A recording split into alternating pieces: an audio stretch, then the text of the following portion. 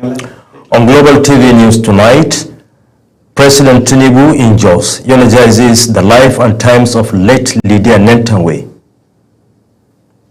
Lassa fever hits 21 states as cases cross over 900.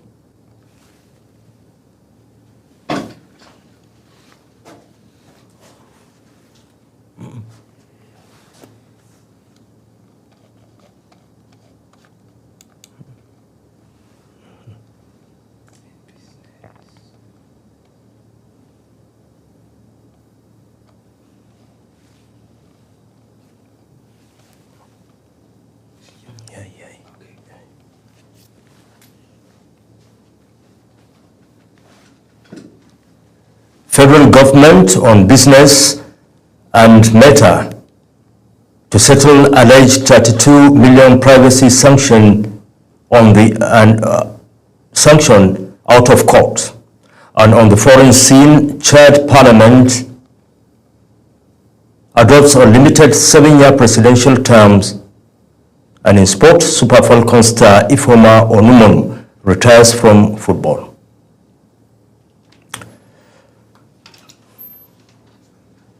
Hello and welcome to all our viewers in Nigeria and around the world to News Prime on Global Television, coming to you live from the nation's capital, Abuja. I am Shehu Said. Now the details. President Bola Tinubu has described the mother of the national chairman of the APC, late Lydia Nentanwe, as a symbol of strong family values. He was speaking in Jos today at the funeral service of late Lydia at Koking Church headquarters. The president described the death of Mama Lydia as a loss not only to Nentanwe family, but Plateau State and the nation at large. Tinubu prayed God to grant the deceased eternal rest and the family the fortitude to bear the irreparable loss. The funeral service was attended by Plateau State Governor Caleb Mutfwang, Senate President Godswill Akpabio, Deputy Senate President Jubril Barrow, Secretary to the Government of the Federation George Akume, and ministers, among many dignitaries. Late Mama Lydia Nentanwe died at 78 after a protracted illness. The federal government has reiterated its commitment to building a safer and more secure nation for all citizens, with President Bola Tinubu assuring that security remains central to the Renewed Hope agenda. The president made this known at the 60th birthday and book launch of former Chief of Defense Staff General Lucky Irabo in Abuja. Represented by the Minister of Defense Muhammad Badr Abubakar, President Tinubu describes the book Scars, Nigeria's Journey and the Boko Haram Conundrum as an insightful work on Nigeria's security challenges. The event also featured remarks by former Presidents Olusegun Obasanjo and Goodluck Jonathan, who called for fresh thinking in the fight against terrorism, while the Chief of Defense Staff, General Christopher Musa, stressed that defeating insurgency requires unity, education, and strong family values. In the meantime, the Sultan of Sokoto, Muhammad Saad Abubakar, and the Catholic Bishop of Sokoto, Matthew Kuka, have called on Nigerians to put aside religious differences and work together for peace and good governance. Speaking at the launch of General Lucky Irabo's book, Scars, Nigeria's Journey and the Boko Haram Conundrum in Abuja, the Sultan cautioned against misconceptions about Islam, stressing that the religion promotes justice and condemns extremism. Bishop Kuka, in his address, urged religious and political leaders to respect boundaries and avoid manipulating faith for political gain, warning that extremism poses a grave threat to national unity. As part of the ongoing flood of projects by the Federal Capital Territory Administration, FCTA, the Minister, Nelson Wike, has inspected various ongoing construction sites across the FCT. Kabir Hassan tells us more. The inspection tour took the minister to project locations, including the Uye and Kuje district, where the construction works are currently underway. At the Wuye Interchange Project, the minister emphasizes the importance of the opening of the area to ease traffic congestion and enhance connectivity between major routes within the city and improve security. I promise with our support, which we continue to support, latest in the third year anniversary of this appointment, we believe that this will be one of those roads that we inaugurate. He noted that the initiative aligns with President Bola Tinubu's renewed hope agenda, aimed at improving infrastructure and promoting development across the nation's capital. To the delight of the residents, quite amazing with the huge infrastructure and the expenditure government had made for the people of Wuye district. Again, it is in line, it's in tandem with the Renewed Hope agenda. The minister assured residents that all ongoing projects will be completed within the stipulated time frame to ensure smooth vehicular movement and improved living standard across the FCT. Kabir Hassan, reporting for Global TV News. To health matters now, the Nigeria Center for Disease Control and Prevention, NCDC, has in its situation report for epidemiological week 38 confirmed that Lassa fever killed 168 people across 21 states in 2025, with 897 confirmed cases out of 4,543 suspected and a case fatality rate of 18.7%. The agency identified Ondo, Edo, Taraba, and Bauchi as the epicenters of the outbreak, jointly accounting for 67% of infections, and warned that the most affected age group, 21 to 40 years, represents Nigeria's most active and exposed population. The NCDC said it is enhancing surveillance, expanding diagnostic facility, and sensitizing communities on hygiene and rodent control, noting that early presentation at treatment centers greatly improves survival chances. To agriculture, Benue State is taking bold steps to reclaim its pride as Nigeria's food basket. The government has flagged off a mechanized farming pilot scheme at the Bureau for Agricultural Development and Mechanization headquarters in Makurdi. Felicity Ndere reports. Benue State Governor Hyacinth Alia reaffirmed his administration's commitment to food security. To present this first key to the President of the Benue State Farmers Cooperative Federation. The governor, who was represented by his deputy, Sam Odi, says the project will drive prosperity and make mechanization more accessible to local farmers. We recognize that food security is a national security factor, and under this government, Benue will play its full role in safeguarding both of these factors. Private partners, including Mars International and Sabas Park International Limited, are also on board with plans to establish a tractor assembly and innovation hub in the state. Benue to establish an assembly line for agricultural machineries, which we can train operators and mechanics. Also, to provide the plausible payment of equipment to the farmers. Our focus is to revolutionize the farming process of the state into an agri-business. Hence the name Benue Agri-Business Mechanization Center, for which all our farmers sitting down here are benefiting today. Farmers, while appreciating the governor's intervention, noted the risk of farming without proper tools and appealed for more assistance to sustain the shift to mechanized agriculture.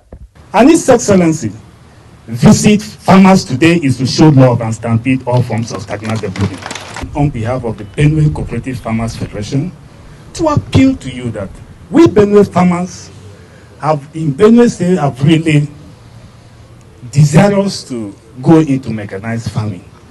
The challenges we have is lack of funds. You're coming here today, we believe that you will use your good office and subsidize these tractors and other farm inputs for Benue farmers. The pilot scheme is designed to strengthen cooperatives, create jobs, and boost food production, with plans already on the way to expand mechanization to more clusters in the near future. In Makudi, Felicity Ndere, reporting for Global Television News. And from agriculture to education, Nigeria's higher education system continues to grapple with sharp divides between public and private universities. While public institutions remain the access point for most students, private universities are rising fast, offering new opportunities but also raising questions about affordability and equity. Education correspondent Priscilla Obasi tells us more. Nigeria has over 270 universities, with public institutions dominating student enrollment and private universities rising rapidly. But the two face very different realities. In public universities, students face frequent academic disruptions from strikes, dilapidated facilities, and overstretched lecturers. Private universities, on the other hand, boast of stable calendars, smaller classes, and modern facilities, but their high tuition fees keep them out of reach for many families. But for me, I prefer private university because all those wahala for public university, I try to avoid it. Even my son, I can't allow him to go to government university, Gaskia. With over 2 million candidates seeking admission yearly, stakeholders believe that bridging the divide will require government investment in public schools as well as a stronger collaboration with private institutions to expand access, research, and innovation. If I have the opportunity, I'll go to private now. I don't want to go for government because now government primary school I attend and secondary school. Waiting the teachers here, nobody say they teach for private school. They both have their advantages, but for me personally, I prefer private universities. Why? Because as there will still be some eyes on you, because public or government universities, there's, how will I put it, maybe too much freedom, but our private universities, there are teachers and lecturers who still have some eyes on you. At the heart of the debate is one question: how can Nigeria ensure equity, quality, and opportunity in higher education for all? Priscilla Obasi, Global Television News, Abuja. Meanwhile, the debate over soft copy and hard copy continues to shape conversations about reading habits in Nigeria. Many argue that nothing beats the feel and discipline of hard copy reading. Again, Priscilla Obasi reports. For years, reading culture in Nigeria has been described as dying, with distractions from technology blamed for reducing how much young people read. Yet, the same technology has also created wider access to books through e-libraries, e-books, and study material. Gen Z love reading online. You see them with their phones and the rest. But in my own opinion, because that was what I was born into, and I saw it that reading physically, yes, is the best option. I still subscribe for physical reading. Thank you. I prefer reading on my phone. Why? It seems easier that way, especially when if I'm free and on my phone, it's easier for me to get it because I'm always with my phone. I don't know, maybe because of my age and everything, I'm not just a fan of hard copy. I just feel like it's better on my phone. Some readers argue that digital platforms are convenient and cost-effective, especially for students and professionals who cannot afford the rising cost of printed books. Others, however, insist that hard copies give deeper concentration, less distraction, and build better retention. I prefer reading from a hard copy book because I can still make reference to it. Education experts warn that beyond the format, the bigger challenge is encouraging Nigerians, especially young people, to read for knowledge and not just for exams. In a country where literacy is vital for national development, the real test may not be whether we choose soft copy or hard copy, but whether we are reading at all. Priscilla Obasi, Global Television News, Abuja. To security issues, Governor Babagana Zulum of Borno State has deployed troops and local vigilantes to Kirawa in Goza local government area following the withdrawal of Cameroonian forces and renewed Boko Haram attacks in the town.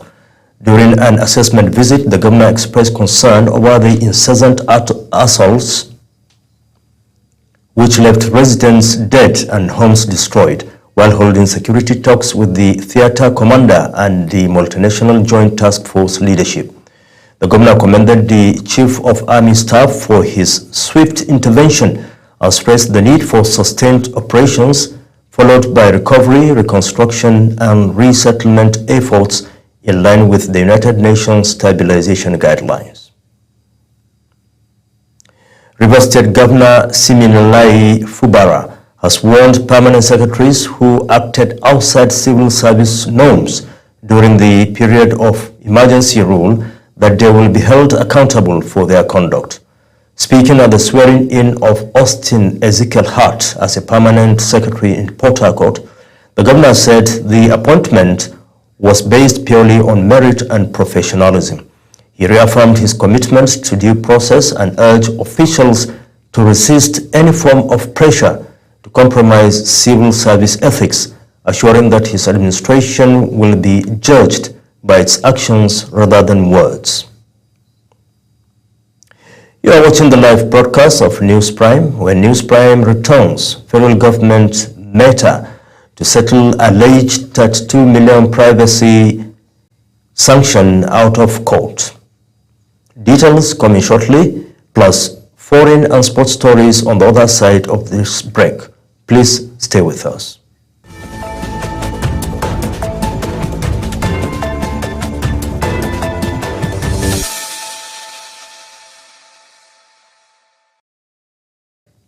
Welcome back. The federal government and Meta Platforms Incorporated, owners of Facebook and Instagram, have agreed to an out-of-court settlement of a $32.8 million fine imposed for alleged data privacy violations, including involving Nigerian users.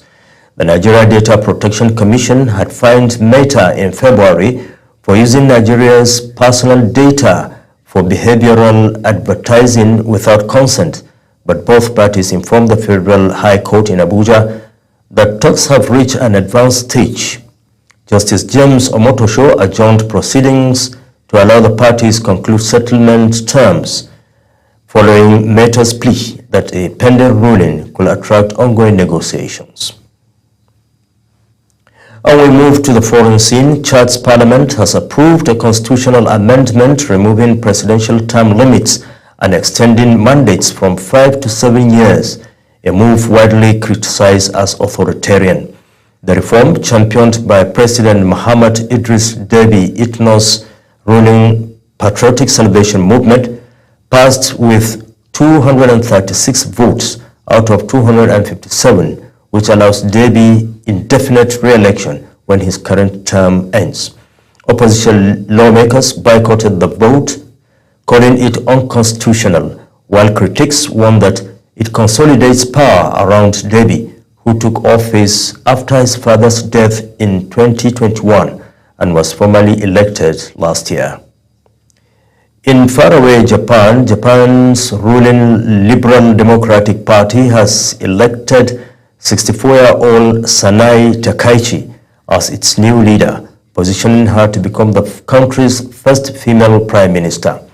Takaichi is a staunch conservative known for opposing same-sex marriage and women keeping their maiden names after marriage, while pledging to revive former Japan Prime Minister Shinzo Abe's economic reforms and strengthening Japan's defense posture.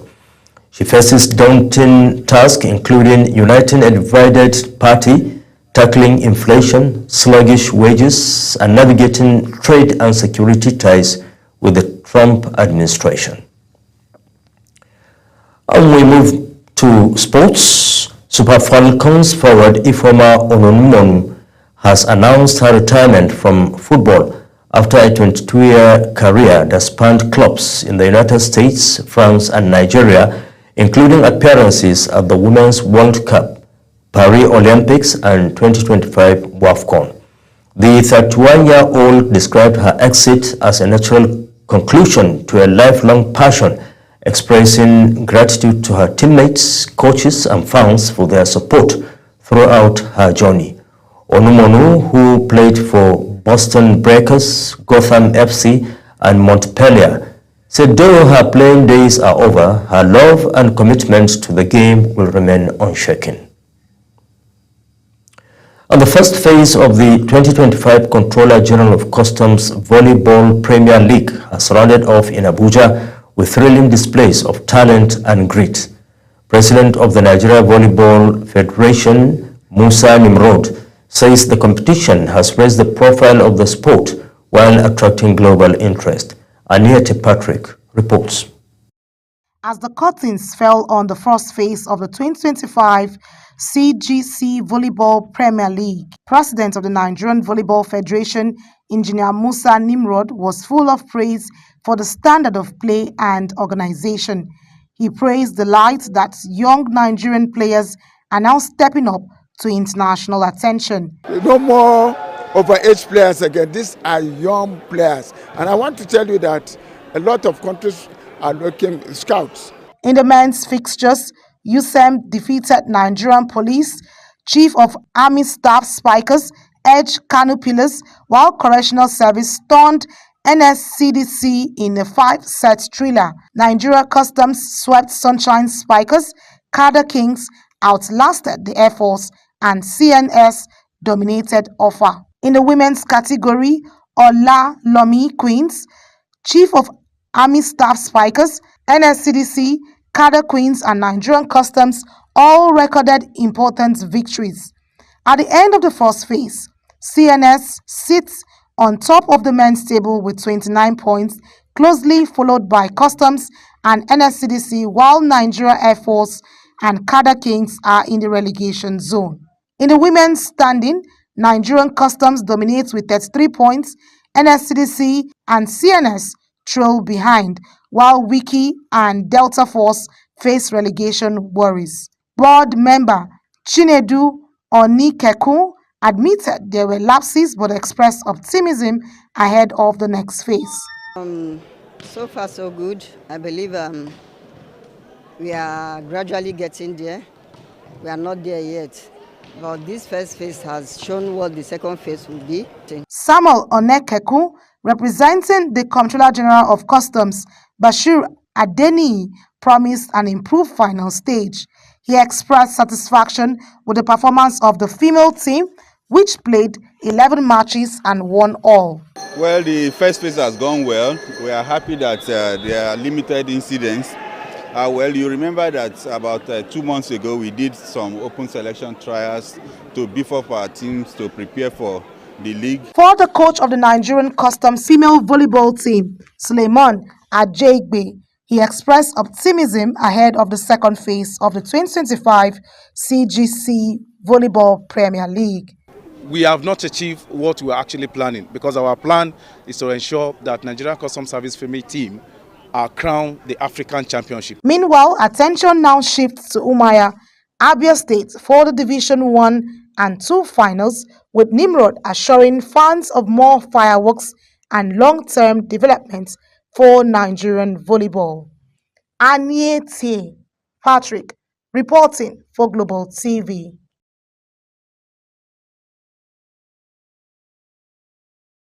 Concludes News Prime, but for the recap.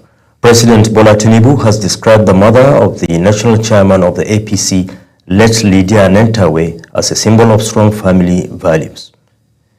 In business, the federal government and Meta Platforms Incorporated, owners of Facebook and Instagram, have agreed to an out-of-court settlement of a $32.8 million fine imposed for alleged data privacy violations involving Nigerian users. On the foreign scene, Chad's parliament has approved a constitutional amendment removing presidential term limits and extending mandates from 5 to 7 years, a move widely criticized as authoritarian.